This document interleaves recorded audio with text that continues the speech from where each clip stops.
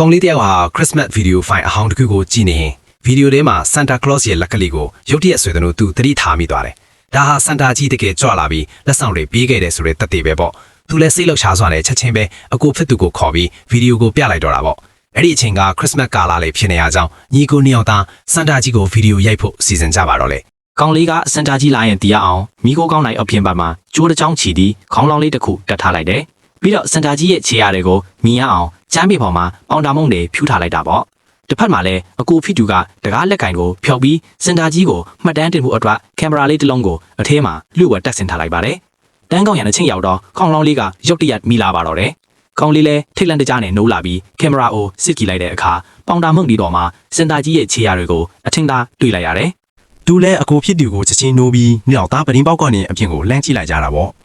အပြင်မှာတော့စန်တာကြီးဟာတအိမ်ကစင်းလက်ဆောင်တွေလိုက်ဝေနေပါတယ်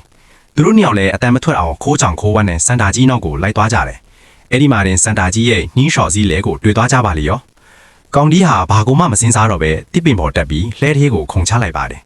အကိုဖြစ်သူလည်းမတက်တာတဲ့အစုံညီဖြစ်သူနောက်ကိုလိုက်ခဲ့ရတော့တာပေါ့ခဏကြာတော့စန်တာကြီးကလဲစီကိုပြန်ရောက်လာတယ်သူ့နောက်မှာကလေးနှစ်ယောက်ပုံနေတာကိုသူလုံးဝမသိပဲလဲကိုကောင်းငင်ရန်ထပ်စီမောင်းနှင်သွားပါတော့တယ်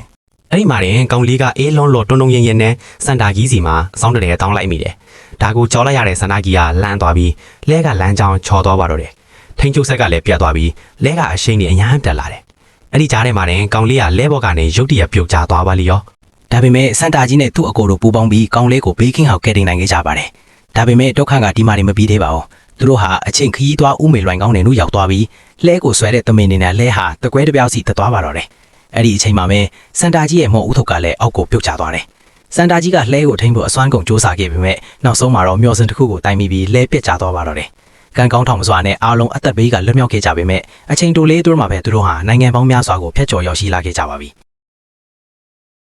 ကျွန်တော်ရဲ့အကောင့်လေးကိုလည်းအပေါင်းလေးနှိပ်ပြီး follow လေးလုပ်ထားကြပါအောင်ခင်ဗျာ။